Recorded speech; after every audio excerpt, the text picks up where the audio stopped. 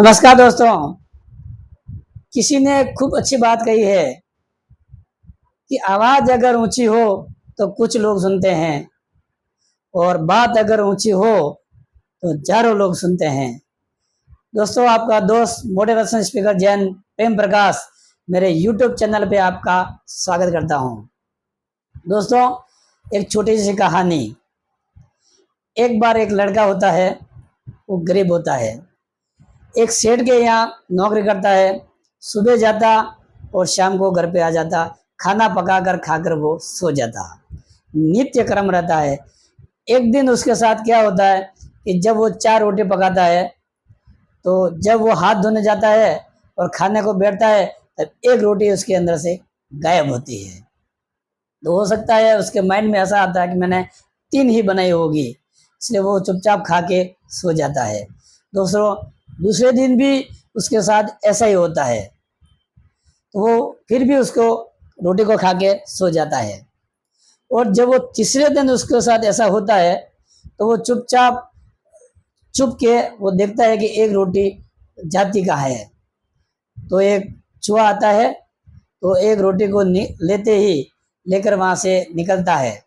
जैसे ही रोटी को लेके निकलता है वो लड़का उस चूहे को पकड़ लेता है और उस चूहे से पूछता है कि भाई, मैं गरीब इंसान हूँ, रोज़ लाता हूँ, रोज़ कमाता हूँ, रोज़ खाता हूँ, और ये मेरे हक की रोटी है, तो क्यों चुरा के ले जा रहा है। तो चूहा बोलता है कि भाई देख, इन सभी प्रश्नों के जो उत्तर है वो एक ही इंसान दे पाएगा। कि कौन देगा? कि वो है गौतम बुद्ध।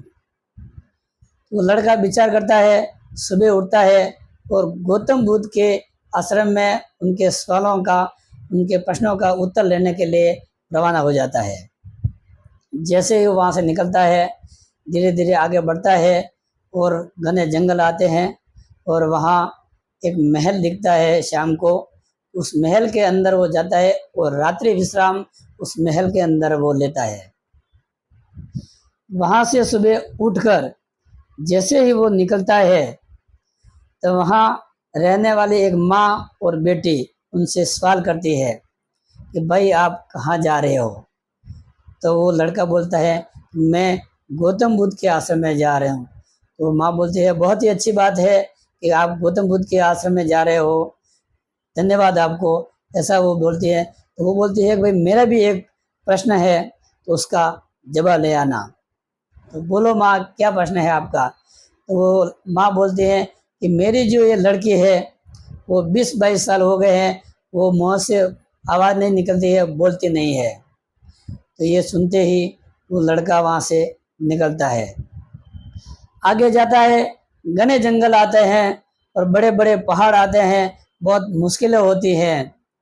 और जैसे ही वो पहाड़ के नीचे पहुँचता है तो वहाँ पे एक जो जादूगर होता है वो वहाँ तपस्या करता है और वो वहाँ जाके उस जादूगर के साथ में जाके बैठ जाता है, रात्रि विश्राम वहाँ लेता है। दूसरे दिन जब वो वहाँ से निकलता है तो जादूगर बोलता है, भाई आप कहाँ जा रहे हो? तो बोलता है, मैं गौतम बुद्ध के आश्रम में जा रहा हूँ। तो उसने बोला, भाई मेरा भी एक प्रश्न है, तो गौतम बुद्ध से पूछ लेना। तो बोला, आपका भी प्रश्न बोलो, क्या है? वो जादूगर बोलता है कि मैं कई सालों से यहाँ बैठा हुआ हूँ, भगवान की तपस्या करता हूँ, लेकिन मुझे स्वर्ग नहीं मिल रहा है।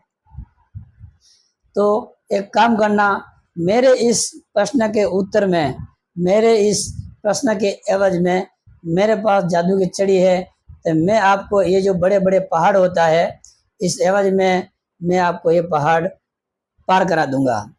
तो जैसे ही वो वहाँ से चलता है, वो जादू की छड़ी उसके पार रहती है, जादूगर के पास। वो जादू की छड़ी घुमाता है और वो जो लड़का रहता है वो पहाड़ के उस पार निकल जाता है। पहाड़ के उस पार जाता है, वहाँ मैदानी इलाका आता है और जाते जाते एक आगे नदी आती है। नदी के किनारे एक कछुआ बैठा रहता है। वो जो कछुआ रहता है वो उस लड़के को नदी पार कराता है। वो लड़का जब वहाँ से निकलता है तो वो कछुआ पूछता है कि आप कहाँ जाते हो, कहाँ जा रहे हो?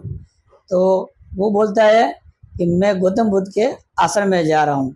तो भाई आप अगर गौतम बुद्ध के आश्रम में जा रहे हो तो मेरा एक प्रश्न है गौतम बुद्ध से, मेरे इस प्रश्न का उत्तर लेते आना। तो वो बोलता है कहो आपका क्या प्रश्न है। तो वो कहता है कि मैं कई दिनों से, कई सालों से यहाँ नदी के किनारे बैठा हुआ हूँ, लेकिन मैं ड्रैगन नहीं हो पा रहा हूँ। इस प्रश्न का उत्तर गौतम बुद्ध के पास होगा, तो आप जरा पूछ लेना। ठीक है, वहां से वो विदा लेता है, निकलता है वो लड़का, और धीरे धीरे वो गौतम बुद्ध के आश्रम में पहुंचता है। सामने देखता है कि गौतम बुद्ध बैठे हुए हैं और वो प्रवचन दे रहे हैं उनके शिष्यों को। जब प्रवचन पूरा हो जाता है तो गौतम बुद्ध सभी शिष्यों से बोलता है कि भाई आपके जो भी प्रश्न है मैं 3 प्रश्नों के उत्तर दे पाऊंगा, उसके आगे मैं उत्तर नहीं दूंगा। तो ऐसे ही वो लड़का इस बात को सुनता है, फिर वो बोलता है, वो समझता है, वो टेंशन में आ जाता है, मुश्किल में आ जाता है कि मेरे पास ऑलरेडी 3 प्रश्न है लोगों के, और मैं मेरा प्रश्न कैसे पूछूंगा तो 4 हो जाएंगे। अब किसका पूछूं और किसका नहीं पूछूं, इस टेंशन में वो बैठा रहता है। और उस बैठे बैठे उनके सामने तस्वीरें आती है। पहली तस्वीर उस माँ की आती है जिसकी बेटी बोलती नहीं है। दूसरी तस्वीर उस जादूगर की आती है, तो हजारों साल से वहाँ बैठा है, उसको स्वर्ग नहीं मिल रहा है। और तीसरी तस्वीर आती है उस कछुए की जो ड्रैगन नहीं हो पा रहा है। अब वो यह निर्णय लेता है कि मेरा तो क्या है, मैं तो कमा रहा हूँ, खा रहा हूँ, और कुछ थोड़ा ज़्यादा करूँगा तो मेरा पूरा तो हो जाएगा। लेकिन ये तीनों जो कई सालों से बैठे हुए हैं, उनका जो सवाल है, वो जो तकलीफ में है, उनका ये सवाल का मैं उत्तर ले लेता हूँ गौतम बुद्ध से, और मेरे सवाल का जो सवाल है, मेरा जो सवाल है उसका त्याग करता हूँ। जैसे ही वो तीनों सवाल का उत्तर गौतम बुद्ध से पूछता है, तो गौतम बुद्ध सामने से उसका उत्तर देते हैं। सर्वप्रथम देते हैं उस माँ का जिसकी लड़की वो बोलती नहीं है, कि वो जाके कहता है कि भाई जिस दिन उस लड़की की शादी होगी उसी दिन से वो बोलने लग जाएगी। दूसरा होता है वो जादूगर को कहता है कि जिस दिन इस छड़ी का त्याग करोगे उसी दिन से आपको स्वर्ग मिल जाएगा। तीसरा प्रश्न होता है उस कछुए का, तो जिस दिन कछुआ अपने कवच का त्याग करेगा उसी दिन वो ड्रैगन बन जाएगा। तो वहां से गौतम बुद्ध से वो विदा लेता है। तीनों प्रश्न का उत्तर लेके सर्वप्रथम वो पहुंचा है कछुए के पास। कछुआ को बोलता है कि भाई जिस दिन आपका एक कवच निकल जाएगा उसी दिन आपको स्वर्ग मिल जाएगा, आप ड्रैगन बन जाओगे। तो कछुआ बोलता है कि भाई देर किस बात की, अभी इस कवच को निकालो।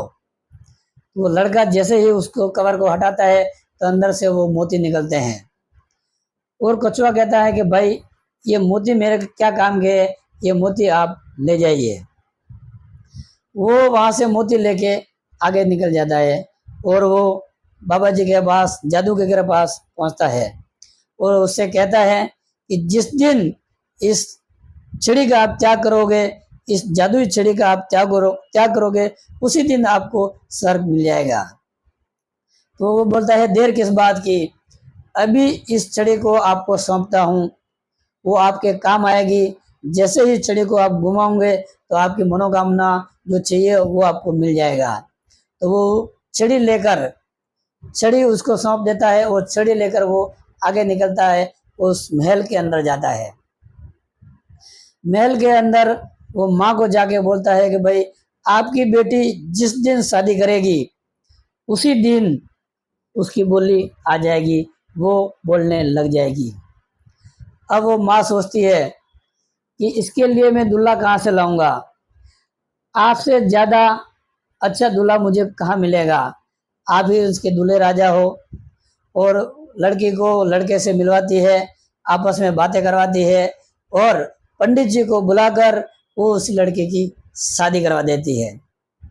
दोस्तों, जैसे ही वो शादी करती है तब पहला जो बोलती है वो उस लड़के से बोलती है कि 4 दिन पहले आप मेरे शाम को घर पे आए थे, वही इंसान है क्या? तो वो लड़का बोलता है मैं वही इंसान हूँ। तो कहानी की सीख, उस लड़के को धन मिलता है, दौलत मिलती है, जादू की छड़ी मिलती है और उसकी शादी भी हो जाती है, क्योंकि उसने अपने सवाल का त्याग किया। एक सवाल के त्यागने से उसकी पूरी जिंदगी जो है वो सेटल हो जाती है। दोस्तों, मेरे कहने का तात्पर्य है कि जब एक समुद्र के किनारे जहाज उस किनारे से बंधा रहता है तब तक वो अपने आप को सुरक्षित महसूस करता है, वो वहाँ सुरक्षित रहता है।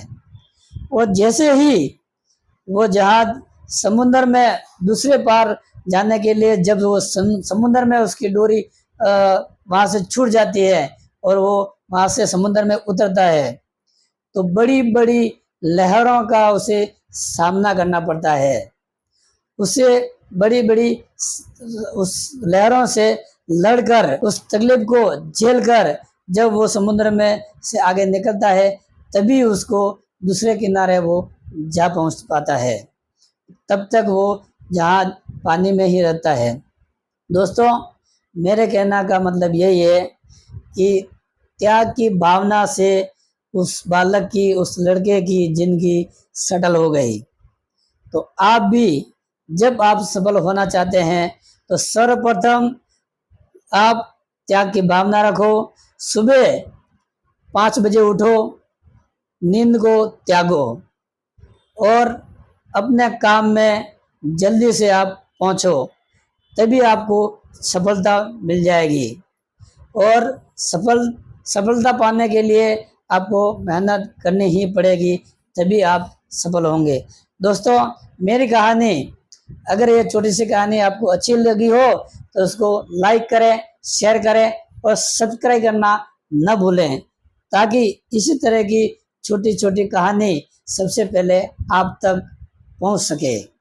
दोस्तों, एक बार फिर आपका धन्यवाद। Thank you.